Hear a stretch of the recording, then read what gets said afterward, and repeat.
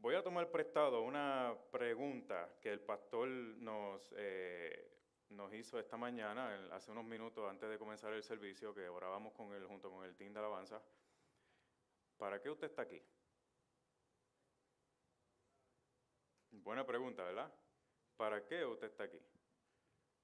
Y yo creo que la pregunta puede implicar de que muchas veces pues tomamos esto como una rutina, ¿no? Vamos a llegar el domingo, voy a cumplir con el Señor y la rutina, ¿no? Me levanto el domingo, voy a la iglesia, me voy a la casa y ya. No, yo espero que la contestación a esa pregunta sea la correcta, la motivación correcta, ¿no? Si es porque usted está aquí, porque usted vino a alabar al Señor, a darle gracias por lo que Él ha hecho en su vida, o si usted está aquí porque usted necesita del Señor, usted tiene alguna necesidad que quiere venir a entregársela al Señor, que esa sea la contestación a esa pregunta. Amén.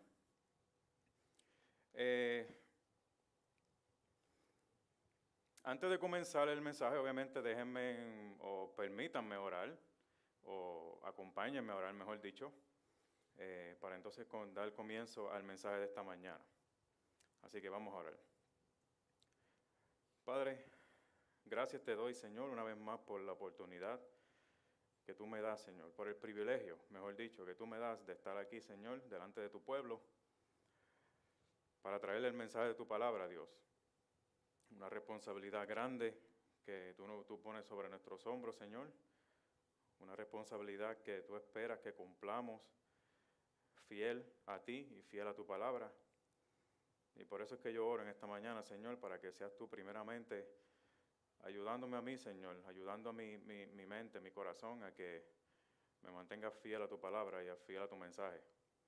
Para que así este pueblo que te escucha, ya sea los que están aquí presentes o a través de la internet, ellos puedan ser edificados con tu palabra, que ellos puedan ser alimentados, Señor, que tú puedas proveer necesidades que cada cual tenga, Señor, ya sea espiritual o emocional. Que tú puedas amonestar, Señor, que tú puedas exhortar, que tú puedas corregir, que tu palabra haga el trabajo transformador que ella solamente sabe hacer en la vida de cada cual. Ya sean creyentes, ya sean no creyentes, porque tu palabra es poderosa para transformar a cualquiera, no importa quién sea. Y te doy gracias por ella, porque nos las dejaste. Te doy gracias porque en ella te has revelado, Señor, y en ella podemos conocerte, Dios. Un Dios que sí se puede conocer, Señor, y un Dios que quiere relacionarse con nosotros, Dios. Ahora te pido que me llenes a mí primeramente de tu Espíritu Santo y a toda esta linda congregación delante de mí, Señor, que los llenes también de tu Espíritu Santo para que ellos puedan comprender tu palabra y que tu palabra pueda causar hambre, más de ella, y hambre de obedecerla, Señor. En el nombre de Jesús, amén. Si usted tuviera la oportunidad de hacer una encuesta a varias personas y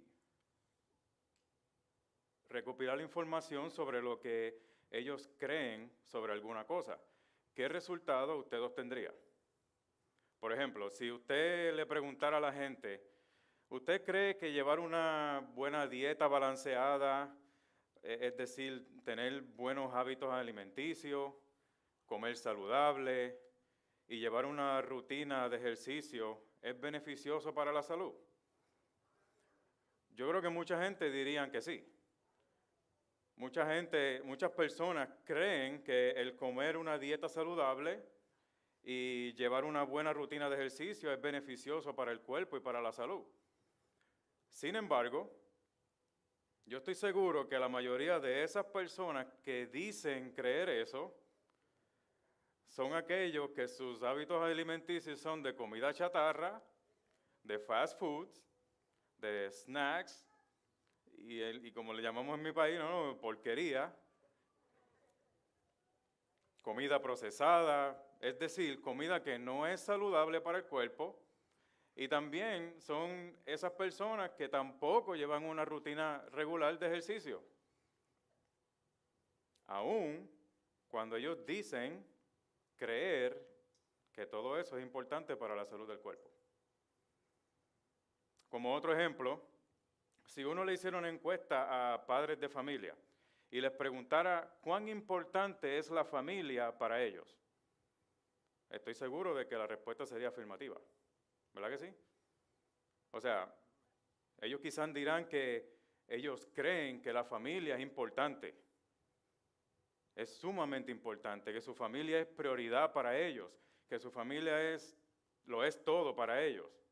Ellos contestarían que darían lo que fuera por su familia, que estarían dispuestos a hacerlo todo para asegurarse de que su familia estuviese bien. Sin embargo, muchos de esos padres de familia que dicen creer eso, son padres que se pasan la mayoría del tiempo ocupados en el trabajo, ocupados en sus cosas personales, satisfaciendo sus propios intereses, y ni siquiera hacen el intento de sacar tiempo de calidad con sus esposas e hijos, aun cuando ellos dicen que creen que su familia es importante. El resultado de este tipo de encuesta revelaría que no necesariamente la gente practica lo que ellos dicen que creen. Entonces, ¿cuál es el punto que quiero traer con todo esto? Yo creo que ya usted se dio cuenta, ¿verdad? El punto que quiero presentar con todo esto es que mientras que uno puede decir que cree en algo, nuestra vida no necesariamente lo refleja. Y lo mismo sucede con nuestra fe. Mejor dicho, lo mismo sucede con nuestra relación con Dios a través de Cristo. Muchos cristianos decimos creer en Dios y en su palabra, decimos ser discípulos y seguidores de Jesús. Sin embargo, nuestra vida no necesariamente lo refleja. Y es por eso que, por lo que he titulado este mensaje de hoy, vive lo que dices que crees. Vive lo que dices que crees. Hace 2 miércoles atrás, uno de los líderes de jóvenes, del equipo de jóvenes, estuvo dando la clase bíblica a los jóvenes. Y en esa ocasión la clase se basó en 3 preguntas importantes de reflexión. Pero fue una de esas 3 preguntas la que me llamó la atención, la que me llamó más la atención, mejor dicho, porque las 3 eran importantes, pero esta pregunta fue la más que me llamó la atención. Y una de las preguntas era, ¿tu vida refleja lo que dices que crees? En inglés, como se la estábamos dando en inglés, does your life reflect what you say you believe? Y de la misma manera que le hablamos a los jóvenes de ese tema en aquella ocasión, la misma pregunta yo quiero traer para contigo hoy. ¿Tu vida refleja lo que dice que crees? Mis hermanos, este currículo de clases bíblicas de los jóvenes, que le estamos ofreciendo a los jóvenes, el de ser fanáticos o seguidores de Jesús, es uno bastante confrontativo y retador. Está diseñado para llegar al corazón y a la conciencia de los jóvenes, provocando que ellos examinen su corazón y examinen su relación con Dios. Y desafortunadamente el Señor ha puesto en mi corazón traerle a ustedes este tipo de mensaje. Y digo desafortunadamente porque yo sé que a muchos de nosotros no nos gusta este tipo de mensaje, pero les quiero decir con mucho amor, mis hermanos, que este tipo de mensajes son los que edifican nuestras vidas y nos ayudan mucho a crecer y madurar en nuestra fe, en la gracia, en el conocimiento de nuestro Señor y Salvador Jesucristo. Y esa es mi oración para con todos nosotros en esta mañana, que podamos ser edificados con el mensaje de la palabra de Dios. Ahora, una nota aparte, como nota aparte, yo quiero traer esta pregunta. ¿Por qué es importante que nuestra vida refleje lo que decimos que creemos? ¿Por qué? Bueno, puede haber muchas respuestas a esa pregunta. Una respuesta que yo pudiera darle es que dado que nuestra meta como iglesia en este año, lo que nos hemos propuesto hacer es evangelizar más, y digo evangelizar más porque se supone que estuviésemos evangelizando, ¿verdad? Como esa es nuestra meta, el no reflejar con nuestras vidas lo que creemos y predicamos puede ser un gran obstáculo para cumplir con esa meta. ¿Y por qué digo eso? Bueno, porque es que, esto de nosotros reflejar lo que predicamos es lo que mucha gente se le llama en el idioma eclesial, diría yo, es lo que le llaman el testimonio de alguien, ¿verdad? O sea, cuando dicen, ese hermano da buen testimonio, o ese hermano no me está dando buen testimonio, porque no está viviendo lo que predica. Bueno, y esto del testimonio puede ser una navaja de dos filos. ¿Por qué? Porque mucha gente usa como argumento el hecho de que ellos no vienen a la fe por el mal testimonio de alguien. Ellos no vienen a la fe porque esta persona, ese cristiano, él no vive lo que predica.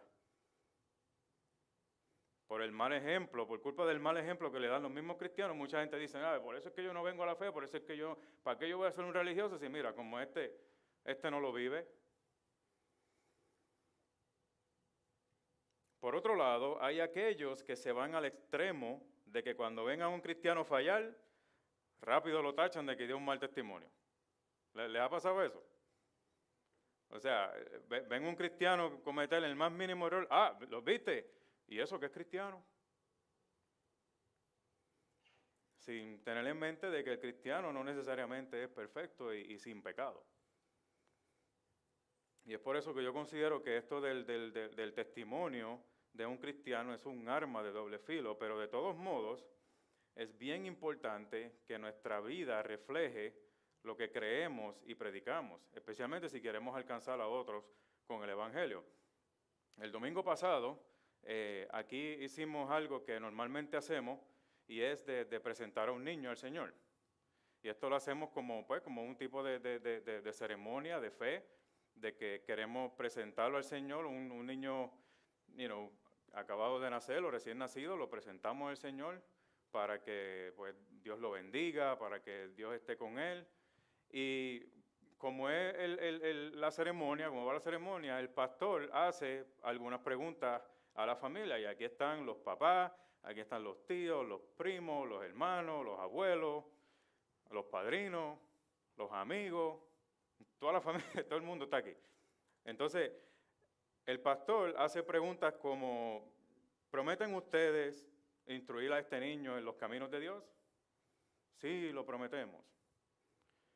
¿Prometen ustedes, en cuanto esté de su parte, vivir una vida de manera que dé ejemplo a este niño de lo que es una vida cristiana?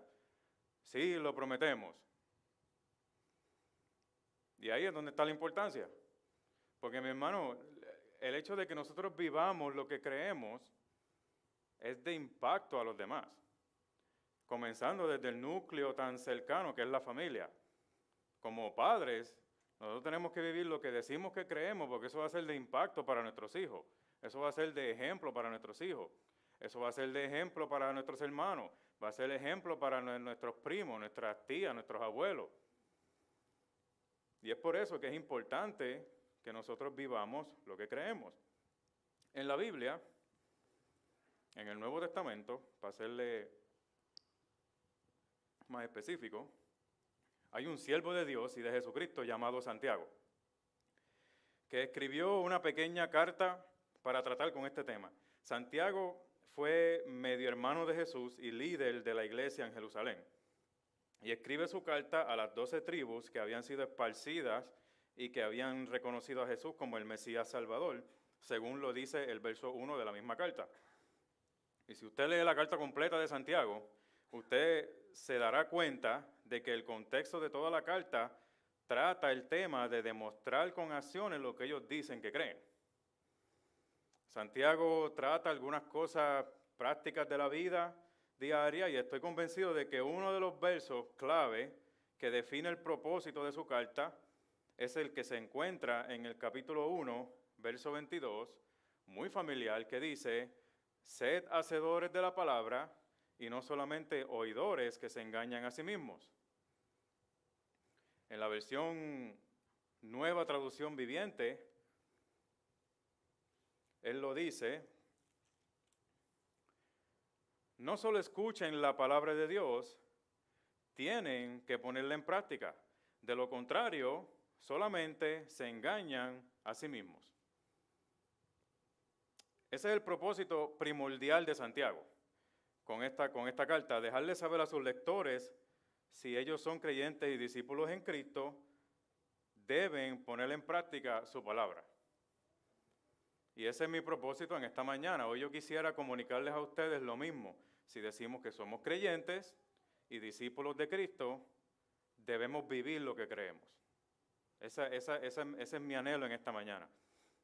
Estoy convencido también de que el verso clave que define el contexto de la carta se encuentra en el pasaje que leímos hace unos minutos, que nos leyó el pastor Herminio, en el capítulo 2, verso 14. Y para efecto del mensaje de hoy, si me lo permiten, voy a estar usando la versión Nueva Traducción Viviente. Es una versión que es un poco más sencilla, con lenguaje un poco más contemporáneo y quizá nos puede dar un poco mejor entendimiento. Pero usted puede utilizar la versión que usted desee. Mire cómo dice el verso 14 del capítulo 2 en esta versión. Amados hermanos, ¿de qué le sirve a uno decir que tiene fe si no lo demuestra con sus acciones? ¿Puede esa clase de fe salvar a alguien? Entonces, yo quisiera comenzar con lo primero que yo quiero que veamos, que es el argumento principal de Santiago. Y mis hermanos, le quiero confesar con honestidad que en mis primeros años de haberme convertido a la fe en Jesucristo, yo leí este verso y escuché un montón de personas predicar sobre este verso, y yo lo leía y lo escuchaba y lo leía, pero no fue hasta que yo verdaderamente entendí lo que él quería decir con este verso que a mí como que se me pararon los pelos, honestamente. Y hasta el sol de hoy yo lo leo y me da como una cuestión por dentro, porque es que lo que Santiago quiere decir aquí, que lo vamos a ver ya, es algo que, como decimos, para pelo, ¿no? Y hasta que me causó miedo por las cosas que dice ahí. Este es el verso que define bien la convicción que Santiago está tratando de crear en la mente de sus lectores. Miren cómo él dice, amados hermanos, ¿de qué le sirve a uno decir que tiene fe si no lo demuestra con sus acciones? O sea, fíjese que él no dice, ¿de qué le sirve a cualquiera que tiene fe? No, él dice, ¿de qué le sirve a uno que dice decir que tiene fe? O sea, dice que tiene fe. Muchos de nosotros decimos que tenemos fe. ¿Y a qué se refiere Santiago con fe? Bueno, fe es obviamente estar persuadido de algo, es una creencia en algo, es una convicción moral. Si lo comparamos con Hebreos capítulo 11, ¿verdad? Verso 1, ¿qué es lo que dice? La fe es la certeza de lo que se espera, la convicción de lo que no se ve. En el caso de Santiago, cuando Santiago habla de fe, él está hablando en cuanto a lo que creemos en relación con la persona de Jesucristo, el Evangelio, la Biblia, etc. En otras palabras, todo lo que es nuestra fe cristiana, todo lo que encierra todo eso. Y Santiago argumenta que si nosotros decimos que tenemos esa fe, esa creencia, estamos persuadidos de lo que dice Dios en su palabra, debemos demostrarlo con nuestras acciones. Porque él dice, ¿de qué sirve si no se demuestra? La segunda pregunta es la que yo considero la más aterradora, en mi opinión. Y es la que dice, ¿puede esa clase de fe salvar a alguien? O sea, lo primero es que lo que yo veo aquí es que Santiago nos tira dos preguntas retóricas. ¿Usted sabe alguna pregunta retórica? Yo creo que muchos sabemos, pero para el que no sepa, una pregunta retórica es una pregunta en la cual, en la misma pregunta, implícitamente, se sabe la contestación. La contestación es obvia. La respuesta a esa pregunta es obvia. Y es una pregunta que está diseñada para ponerte a pensar. Aunque la respuesta es obvia, pero está diseñada para ponerte a pensar. Esas preguntas se usan mucho dentro de la familia, ¿verdad? Cuando el papá o la mamá, mayormente la mamá, entra a la habitación de los muchachos, ¿verdad? Y ella mira alrededor. Y ella dice, ¿cuántas veces yo tengo que mandar a que limpien este cuarto? ¿Verdad que sí? ¿Cuántas madres han hecho eso? No vi muchas manos, como que... La pregunta es, ¿cuántas veces yo tengo que mandar a alguien a que limpie este cuarto? ¿Cuál sería la respuesta? Se supone que sea una, ¿verdad?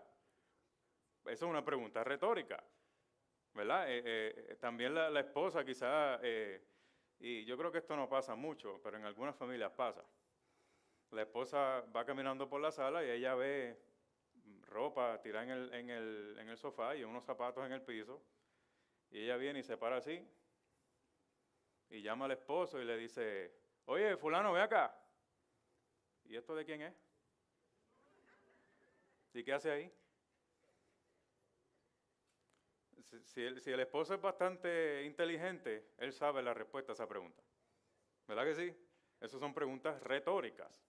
Entonces, las preguntas que hace Santiago, Santiago dice, si alguien dice que tiene fe, pero no lo demuestra con sus acciones, ¿de qué le sirve? ¿Puede esa fe salvarle?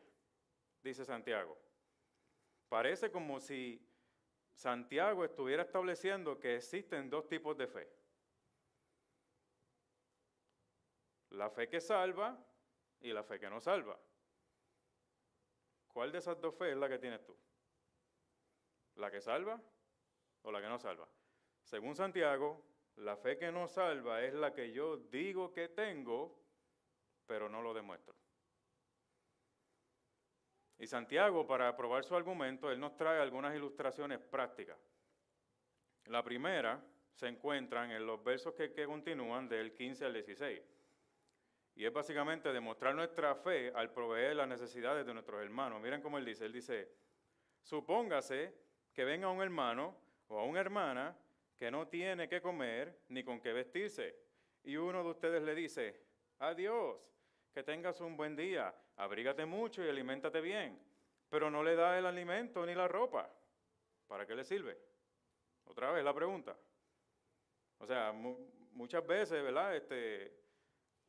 Somos así, ¿no? O sea, hay un hermano en necesidad y cuando él dice hermano o hermana, obviamente por definición de la palabra puede indicar hermano de sangre, hermano natural, pero en este caso, en el contexto, es un hermano eclesial, o sea, alguien de la comunidad de los creyentes. Por eso es que usted y yo nos llamamos hermanos en Cristo, porque somos de la comunidad de creyentes. Entonces, muchas veces, algunos pudiéramos actuar así. Ay, hermano, usted tiene necesidad, pues hermano, voy a orar por usted para que Dios le provea y vaya bien, pero no le da lo que necesita. O sea, muchas veces, podemos ser así. Parece, el lenguaje de Santiago se parece mucho al lenguaje de Proverbios. Yo no sé si él tenía en mente el libro de Proverbios, siendo judío y conocedor de la Escritura, porque miren cómo dice Proverbios capítulo 3, versos 27 al 28. No dejes de hacer el bien a todo el que lo merece. Cuando esté a tu alcance, ayudarlos. Si puedes ayudar a tu prójimo hoy, no le digas, vuelve mañana y entonces te ayudaré. O sea, es como Santiago está diciendo, mira, si tú dices que tú tienes fe y hay un hermano en necesidad y tú tienes, de acuerdo al libro de Proverbios, tú tienes, provéele. O sea, no me malinterpreten, muchos ya yo siento que me están mirando como que, ay hermano, pero es que usted no cree en la oración. No, sí. Pero hay cosas que se tratan en el ámbito espiritual y otras cosas hay que tratarlas en el ámbito material. Amén. O sea, está bueno orar por las personas, pero cuando las personas, estamos hablando de necesidades materiales legítimas. Si la persona, como dice ahí, falta de alimento, falta de ropa, por alguna o X o Y razón.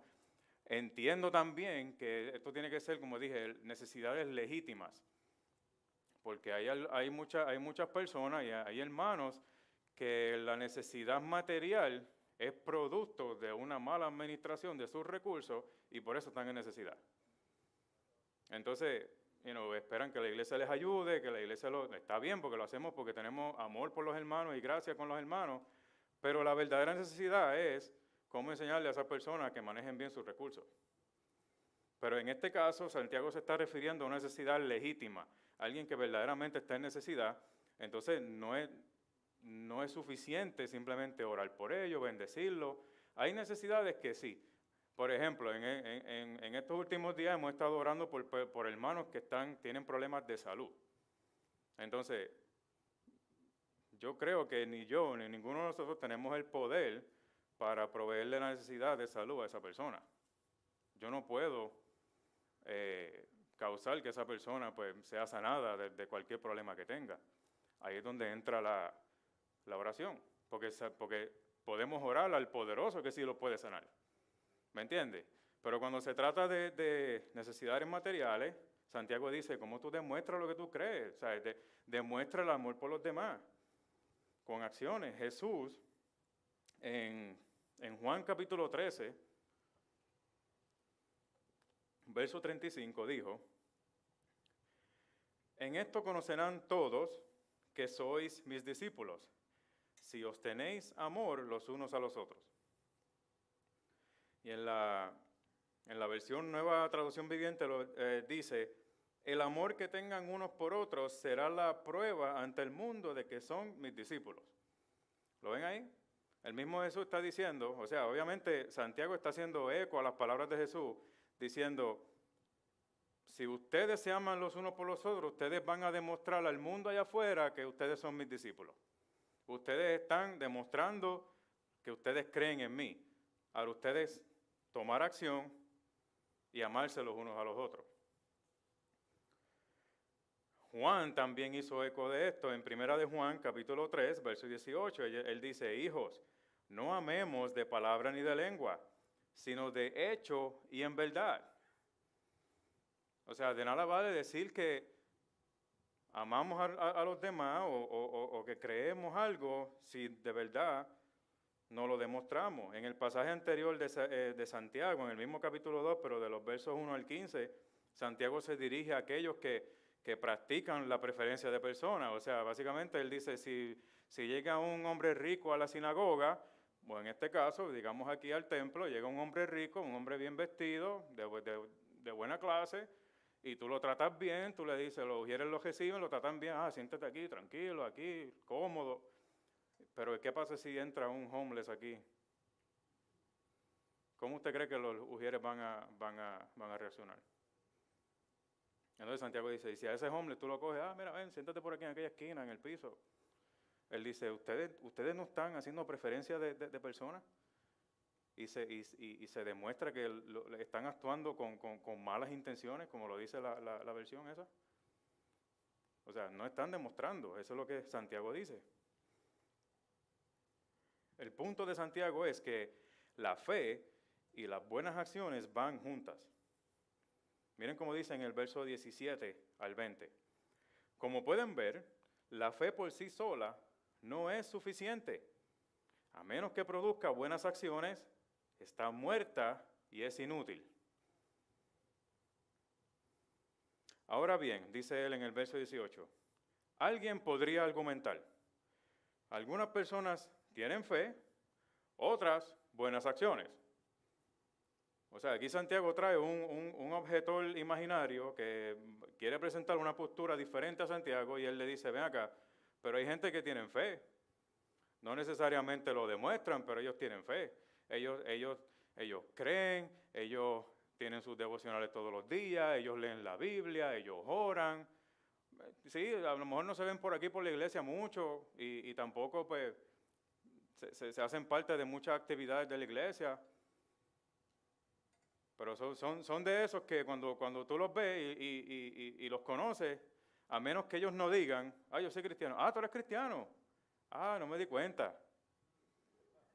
Pues qué bueno, mi hermano. ¿A qué iglesia tú vas? No, yo, tú sabes, ¿me entiendes? O si lo ves llegando a la iglesia y tú lo conoces de otro lado, dice, tú eres cristiano. ¿Por qué? Porque no se nota. Esas son gente que tienen fe, ¿verdad? Según este objeto imaginario. Entonces, esta persona te puede decir, y hay otros que tienen buenas acciones. O sea, hay mucha gente en este mundo y no se niega de que tienen buenas acciones, hacen obras de caridad, viven una vida moral, aparentemente, o sea, moral relativamente recta, y hacen bien, pero ellos no tienen fe. Es decir, simplemente son personas buenas. Santiago dice, bueno, pero yo les digo, ¿cómo me mostrarás tu fe si no lo haces, si no haces buenas acciones? Yo les mostraré mi fe con mis buenas acciones. El punto aquí no es si alguien tiene fe o buenas acciones, el punto aquí es que las dos van juntas. Eso es lo que Santiago está tratando de establecer. Y luego él dice, tú dices tener fe porque crees que hay un solo Dios. Y en el contexto judío eso es lo que ellos creen. Hay un solo Dios verdadero, no hay ningún otro, eso es lo que yo creo. Él dice, claro, bien hecho. Aún los demonios creen y tiemblan aterrorizados, dice Santiago. Otra vez, de nada vale que yo diga que yo creo, dice Santiago. Después dice, qué tontería en el verso 20. ¿Acaso no te das cuenta de que la fe sin buenas acciones es inútil? Y Santiago entra a lo que yo llamo la primera ilustración bíblica que él nos trae. El ejemplo de Abraham. Él dice, ¿no recuerdas que nuestro antepasado Abraham fue declarado justo ante Dios por sus acciones cuando ofreció a su hijo Isaac sobre el altar? ¿Se acuerdan de esa historia? Génesis capítulo 22. En un momento dado, Dios le habla a Abraham y le dice, toma a tu hijo, Isaac, el de la promesa, el que yo te prometí, el que de esa descendencia vendrá el Mesías en el futuro, el más que tú amas, él le dijo, se le enfatizó, le dijo, toma a tu hijo Isaac, el más que amas, porque él tenía a Ismael, pero el más que él amaba era Isaac, porque era el de la promesa, él le dice, llévatelo a tal sitio y sacrifícalo para mí. Abraham se levanta, prepara todo, prepara la leña, se lleva al niño con 2 de sus siervos, y iban de camino, 3 días de camino, al punto que el nene le pregunta, mira acá papá, tenemos la leña, tenemos el fuego a prender y toda esa cosa, pero ¿dónde está el cordero? Y Abraham le dice, no te preocupes hijo, que Dios va a proveer el cordero. ¡Wow! Tremenda fe. ¿Verdad que sí? Él dice que, Dios va a proveer el cordero. Al punto de que cuando llegan al lugar y están a punto de subir a donde tenían que subir para hacer el sacrificio, él le dice a los siervos, ustedes dos esperen aquí, que yo y el niño vamos a subir allá y vamos a regresar. Vamos a subir a adorar y regresamos. ¡Wow! Tremenda fe, ¿verdad? Llega allá, él pone al niño en el altar y tan pronto él levanta el cuchillo, se aparece un ángel del Señor, le dice, Abraham, tranquilo, no le hagas nada al niño, porque ahora sé que tú crees en Jehová, porque no te rehusaste a sacrificar a tu hijo. Ahora sé que tienes fe en él. El ángel no le dijo a él, ahora sé que tú tienes fe porque tú me dijiste que tenía fe. ¿Qué fue lo que él le dijo? Ahora sé que tú tienes fe en Jehová por lo que hiciste, por tus acciones, porque estuviste a punto de degollar a tu hijo cuando Dios te lo pidió. Y yo estoy seguro de que en la mente de Abraham eso era algo inconcebible, pero él se movió en fe. Santiago dice, ya ves, en el verso 22, su fe y sus acciones actuaron en conjunto, sus acciones hicieron que su fe fuera completa. Y así se cumplió lo que dicen las Escrituras, Abraham le creyó a Dios y Dios lo consideró justo debido a su fe. Incluso lo llamaron amigo de Dios. Se parece a las palabras de Pablo, ¿verdad? Abraham creyó a Dios y fue justificado por la fe. Santiago dice, como puedes ver, se nos declara justos ante los ojos de Dios por lo que hacemos y no solo por la fe. Ay, hermano, ahora usted está trayendo ese conflicto que hay. Ahí hay una contradicción entre Pablo y Santiago. Y mire, hermano, y aunque este debate yo creo que es viejo ya, pero todavía pueden existir algunos hermanos que todavía luchan con este debate. La aparente contradicción de Pablo diciendo que somos justificados delante de Dios solo por la fe, y Santiago dice, no, que no es por la fe, es por las acciones. No, porque es que están hablando cada cual de temas similares pero distintos. Pablo nos dice que somos justificados delante de Dios por la fe. Santiago dice que esa fe que te justifica, tú la demuestras con tus acciones. ¿Está claro? Eso es lo que él está diciendo. Por eso es que él dice, no se nos justifica, no se nos declara justo delante de Dios por lo que hacemos, y no solo por la fe. Y no es que necesitas fe y obra, es que cuando tú tienes fe que justifica a Dios, fe verdadera, se demuestran las obras. Porque muchos la han llevado al otro extremo de decir que no, tú tienes que hacer obras para completar la fe. No, es que no tienes que hacerlo, es que cuando tú tienes la fe, lo vas a hacer. ¿Me entiendes? Ese es el punto de Santiago. Entonces, en un artículo escrito para el sitio web de Coalición por el Evangelio, el pastor Sugel Michelin escribió lo siguiente: somos salvos por la fe sola, pero por una fe que no está sola, sino por una fe que viene acompañada de frutos de justicia. Nuestra fe no viene sola, viene con buenas acciones. Y por causa de esto, es más, para consolarle el corazón, el líder de la Reforma, Martín Lutero, que era un monje católico y que por los escritos de Pablo en Romano, él se dio cuenta que la justificación era solamente por la fe, él llegó a despreciar la carta de Santiago. Él llegó a decir, no, esa carta es buena, tiene muchas cosas prácticas buenas, pero es una epístola de paja. Porque él pensó que había una aparente contradicción, cuando Santiago verdaderamente lo que está diciendo es que la fe te justifica delante de Dios, pero ¿cómo es que tú demuestras esa fe que te justificó delante de Dios? Santiago nos da una segunda ilustración bíblica y están en los versos 25 al 26. Él dice, Rahab, la prostituta, es otro ejemplo. Fue declarada justa ante Dios por sus acciones cuando ella escondió a los mensajeros y los ayudó a regresar sin riesgo alguno por otro camino. ¿Se acuerdan de esa historia también? Josué capítulo 2, cuando Josué tenía la tarea, después que Moisés murió, Josué tenía la tarea de entrar al pueblo a la tierra prometida. Antes de eso, Josué envía un par de espías a chequear la tierra, a ver qué es lo que hay, a ver cómo vamos a bregar. Estamos hablando borico otra vez. Entonces, en un momento dado se encuentran con esta prostituta llamada Rahab, que era del pueblo gentil, pero esta prostituta escuchó, dice la Escritura, escuchó de las maravillas que hizo Dios con el pueblo, desde que lo sacó de Egipto y todas esas cosas. Entonces, ella llegó a tener fe en ese Dios de Israel, al punto de que cogió a los espías y los escondió y los ayudó a que ellos cumplieran con su misión.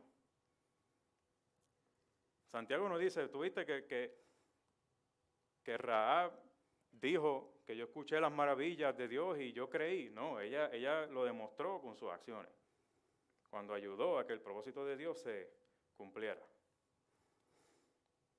El punto que Santiago quiere comprobar una vez más es que si afirmamos tener fe, se debe evidenciar con nuestra conducta. Mira cómo él lo dice en el capítulo 1, versos 26 al 27.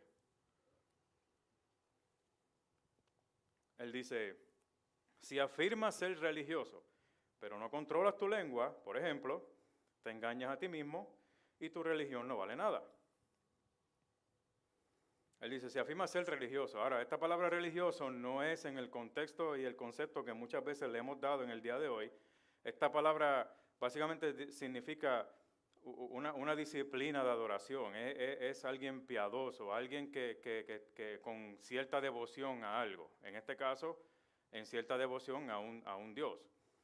Como cuando uno dice, esta persona, ella hace esto religiosamente, ¿verdad? Eso es como que está devota a esa práctica. En este caso, cuando tú eres alguien que tú tienes cierta devoción a Dios y cierta adoración, eres alguien piadoso, eso es lo que él dice. Si tú afirmas ser religioso, pero no controlas tu lengua, hay otro ejemplo ahí. Él lo abunda más en el capítulo 3, pero él dice, si tú no controlas tu lengua, ¿de qué vale? No estás dando buen ejemplo. O sea, ¿cuántos de nosotros no controlamos nuestra lengua? Hay muchos que hablamos mucho, hablamos lo que no tenemos que hablar, que hablamos con quien no tenemos que hablar. Hay otros que no hablamos nada.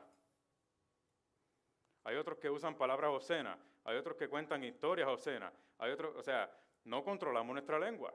Y él dice, pero si tú eres así, tú te estás engañando a ti mismo y tu religión no vale de nada, porque no estás dando el ejemplo, no estás demostrando. Y él viene y nos dice en el verso 27, la religión pura y verdadera a los ojos de Dios Padre consiste en ocuparse de los huérfanos y de las viudas en sus aflicciones. Amar al prójimo, ¿verdad?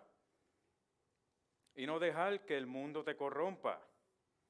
En la versión Reina Valera dice, y guardarse sin mancha del mundo.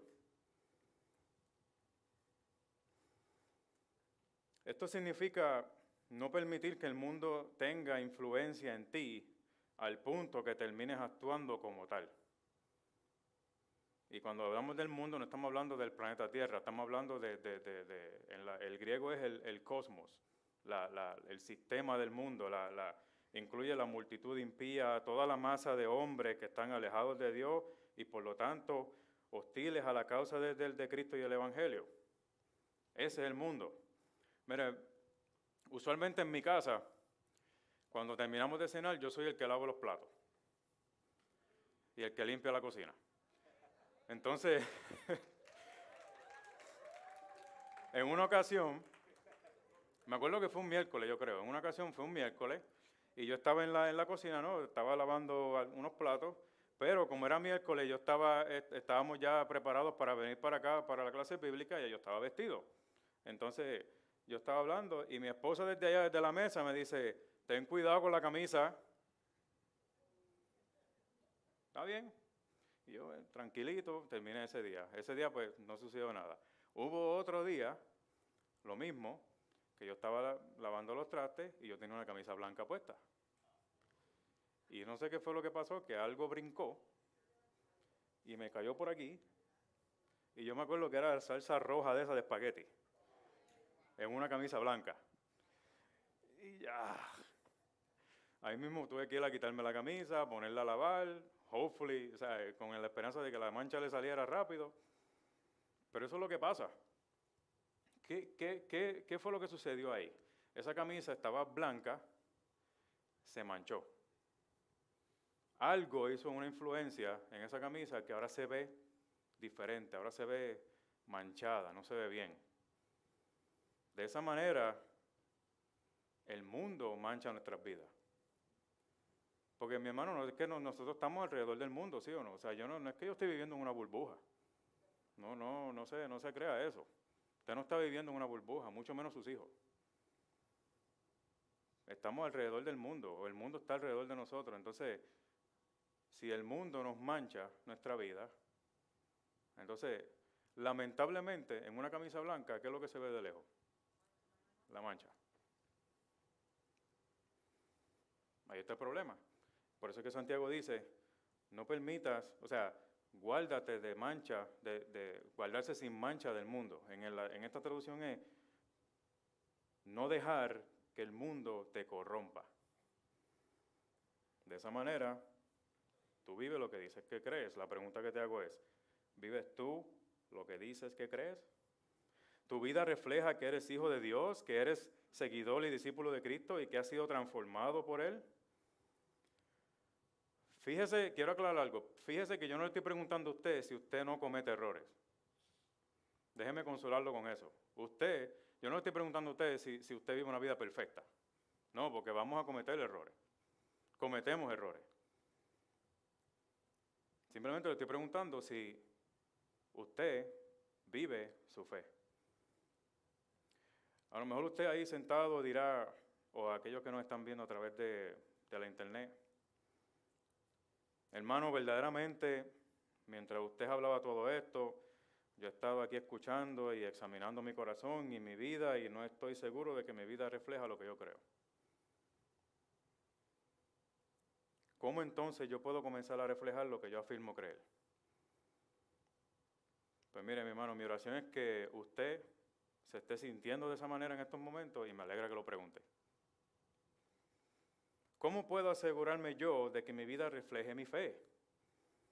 Bueno, déjeme darle el secreto. Bueno, aunque técnicamente no es un secreto porque está en la Biblia. pero yo creo que es algo que le va a ayudar mucho. ¿Están ready? ¿Están listos? Sencillo. Ame a Dios. Ame a Dios. Ese es el secreto. Ame a Dios. En una ocasión, a Jesús le preguntaron cuál era el gran mandamiento de la ley.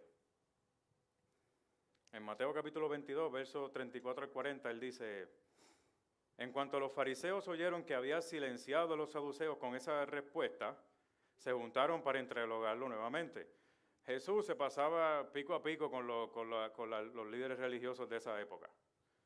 Es más, gente que no vivían lo que decían que creían. Ese era el punto de Jesús. Jesús se pasaba peleando con esa gente. Y parece que hay dos grupos, están los saduceos, un grupo religioso, y el otro los fariseos. Y dice Mateo que cuando los fariseos oyeron que había silenciado, que Jesús había silenciado a los saduceos, en otras palabras, por alguna razón les cayó la boca, como decimos, ¿no? Le mató el gallo en la mano. Entonces los fariseos se juntaron todos los fariseos para interrogarlo. Y uno de ellos, experto en la ley religiosa, o sea, alguien que sabe de la ley y dice saber de la ley, intentó tenderle una trampa con la siguiente pregunta: Maestro, ¿cuál es el mandamiento más importante en la ley de Moisés? Jesús le contestó: ama al Señor tu Dios con todo tu corazón, con toda tu alma, con toda tu mente. Él le dijo: este es el primer mandamiento y el más importante. Ahí lo tiene. Ama al Señor con todo tu corazón, con toda tu alma y con toda tu mente. Y él dijo: pero hay un segundo mandamiento que es igualmente importante. Ama a tu prójimo como a ti mismo. Y después él dice: toda la ley y las exigencias de los profetas están basadas en estos dos mandamientos. Jesús se estaba refiriendo a las palabras de Moisés a la segunda generación del pueblo de Israel en Deuteronomio capítulo 6, versos 4 al 9, cuando Moisés le dijo al pueblo: escucha Israel, el Señor es nuestro Dios, solamente el Señor. Ama al Señor tu Dios con todo tu corazón, con toda tu alma, con toda tu fuerza. Debes comprometerte con todo tu ser a cumplir cada uno de estos mandatos que hoy te entrego. Repíteselo a tus hijos y una y otra vez. Habla de ellos en tus conversaciones cuando estés en tu casa y cuando vayas por el camino, cuando te acuestes y cuando te levantes. Átalos a tus manos y llévalos sobre la frente como un recordatorio. Escríbelos en los marcos de la entrada de tu casa y sobre las puertas de la ciudad. En otras palabras, entrega todo tu ser a amar a Dios. Y el resultado se reflejará en tu conducta. Porque según Jesús, si te comprometes a cumplir con esos dos mandamientos de amar a Dios y amar al prójimo, según Jesús, terminas cumpliendo con la ley. Miren cómo lo dice Pablo en Efesios capítulo 4, versos de 1 al 6. Él dice: por lo tanto, yo, prisionero por servir al Señor, les suplico que lleven una vida digna del llamado que han recibido de Dios. ¿Lo ven ahí? Lleven una vida digna del llamado, demuéstrenla. ¿Por qué? Porque en verdad han sido llamados. Sean siempre humildes y amables, sean pacientes unos con otros y tolérense las faltas por amor. Qué difícil es eso, ¿verdad? Hagan todo lo posible por mantenerse unidos en el Espíritu y enlazados mediante la paz, pues hay un solo cuerpo y un solo Espíritu, tal como ustedes fueron llamados a una misma esperanza gloriosa para el futuro. Hay un solo Señor, una sola fe, un solo bautismo, un solo Dios y Padre de todos, quien está sobre todos, en todos y vive por medio de todos. Luego, ahí mismo en Efesios, en el capítulo 5, él dice: por lo tanto, imiten a Dios en todo lo que hagan, porque ustedes son hijos queridos. Él dice: demuestren su fe imitando a Dios. Vivan una vida llena de amor, siguiendo el ejemplo de Cristo. ¿Cuál fue el ejemplo de Cristo? Él nos amó y se ofreció a sí mismo como sacrificio por nosotros, como aroma agradable a Dios. ¿Ok? que no haya ninguna inmoralidad sexual, ni impureza, ni avaricia entre ustedes. Tales pecados no tienen lugar en el pueblo de Dios. Los cuentos obscenos, las conversaciones necias y los chistes groseros no son para ustedes. En cambio, que haya una actitud de agradecimiento a Dios. Pueden estar seguros de que ninguna persona inmoral, impura o avara heredará el reino de Cristo y de Dios. Pues el avaro es un idólatra que adora las cosas de este mundo. No se dejen engañar por los que tratan de justificar esos pecados, porque el enojo de Dios caerá sobre todos los que lo desobedecen. No participen en las cosas que hace esa gente, pues antes ustedes estaban llenos de oscuridad, pero ahora tienen la luz que proviene del Señor. Por lo tanto, vivan como gente de luz, pues esa luz que está dentro de ustedes produce solo cosas buenas, rectas y verdaderas. Averigüen bien lo que agrada al Señor. ¿Lo ven ahí? El mismo concepto de Santiago. En el caso de Efesios, todo esto que Pablo dijo debe ser el resultado de todo lo que Dios hizo, lo que Pablo nos explicó en los capítulos 1, 2 y 3 de Efesios, que Dios hizo por su pueblo. En el capítulo 1, Él nos dice que fuimos escogidos desde antes de la fundación del mundo para que fuésemos santos y sin mancha delante de Él. Que Él nos bendijo con toda bendición espiritual, que Él nos selló con su Espíritu Santo. En el capítulo 2 dice que cuando estábamos muertos en pecado, Él nos dio vida y nos resucitó para una vida nueva. Por fe, por la fe, por gracia, sois salvos por medio de la fe, y esto no por obras para que nadie se gloríe. Y después en el verso 10 Él dice, porque somos hechura suya, creados en Cristo Jesús, para obras buenas que Dios preparó de antemano para que anduviésemos en ellas. ¿Lo ven ahí? ¿Podemos cumplir con todo esto a la perfección? No. No. Pero al menos podremos lograr que nuestra meta, que nuestra vida refleje tal esfuerzo. Al menos nuestra vida puede dar testimonio de que algo está ocurriendo dentro de nosotros que está transformando nuestras vidas.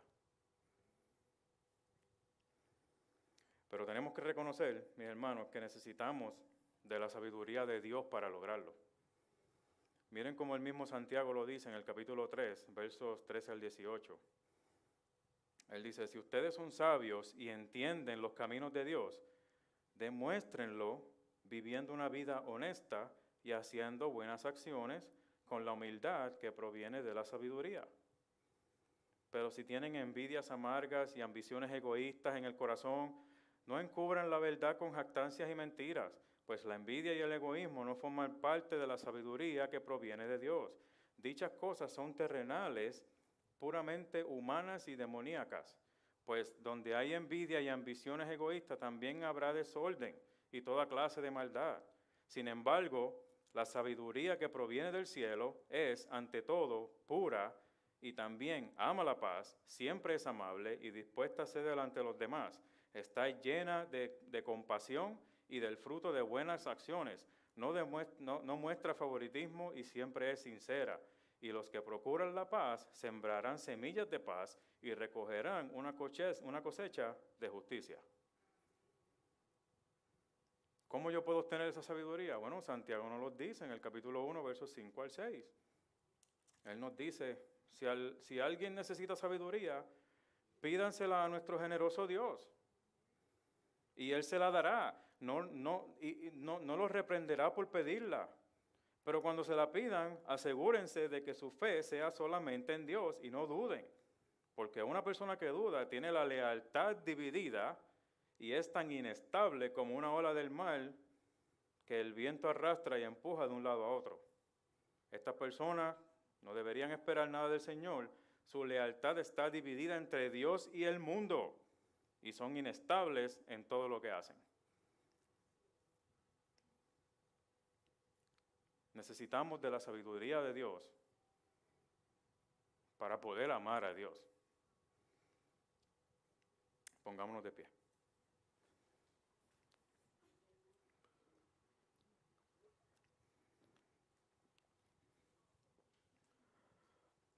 Entonces, la pregunta que nos queda es, ¿Qué es lo que tu vida refleja? Tu vida refleja cada día que estás buscando agradar al Señor. Tu vida refleja lo que dices que crees. Ya establecimos que para poder lograr con eso tenemos que entregarnos totalmente a Él. Amarlo con todas nuestras fuerzas, con toda nuestra alma, con todo nuestro ser. A lo mejor usted dirá, mi hermano, pero yo amo a Dios. Yo amo a Dios. Bueno, pero quizás de la manera que te comportas no lo demuestra. O sea, cuando un esposo expresa a su esposa que la ama, no es suficiente que él se lo diga en el oído de una manera romántica, que se lo escriba en un papel o en una tarjeta, o que tan siquiera le envíe un texto, o que después de cada llamada de te amo, mi amor, nos vemos más tarde. No es suficiente con eso. Ese esposo tiene que demostrarle a su esposa que la ama.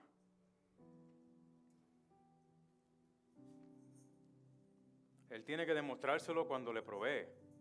Él tiene que demostrárselo cuando la hace sentir protegida, cuando está pendiente a sus necesidades, cuando intencionalmente busca dedicarle tiempo de calidad para enriquecer su relación. El amor se demuestra con acciones y la fe se demuestra con acciones. De la misma manera, Santiago pregunta, ¿cómo tú demuestras fe en Dios? Si tú dices que crees en Él y lo amas, ¿cómo tú lo demuestras? Si tú dices que eres seguidor de Cristo, ¿cómo tú lo demuestras? Si tú dices que eres discípulo de Jesús, ¿cómo tú lo demuestras? Si tú eres de aquellos que han venido a la fe en Cristo, quizás para ti hoy sea el día en que puedas venir a Él y decirle, Señor, ayúdame a que mi fe sea más evidente. Ayúdame a que mi fe en ti, yo la te pueda demostrar cada aún más a aquellos que me rodean. Que todo lo que estén a mi alrededor puedan ver tu imagen. Si tú eres de los que dicen, yo no creo en nada de esas cosas, a lo mejor tú estás aquí o me estás escuchando a través de la internet y estás pensando, yo no soy un tipo religioso, yo no creo en nada de eso. Pues quizás para ti hoy es el día que puedas comenzar una relación con Dios a través de Jesucristo. Porque de todos modos hay una fe que no salva. Y está la fe de no creer. Si usted dice que no cree, esa es su fe. Y esa es la que usted está demostrando que usted no cree. Y esa no te salva. Es quizás el día para ti hoy de venir donde Cristo arrepentido de tus pecados. Poner tu fe en Él para recibir perdón y vida eterna. Mis hermanos, cuando entendemos bien lo que Jesús hizo en la cruz por nosotros, de tal forma que Él nos amó al morir allí para el perdón de nuestros pecados, resucitando al tercer día para garantizarnos la vida eterna. Mi hermano, cuando usted entiende eso bien, no hay forma de que eso no provoque que vivamos una vida para Él. No hay forma.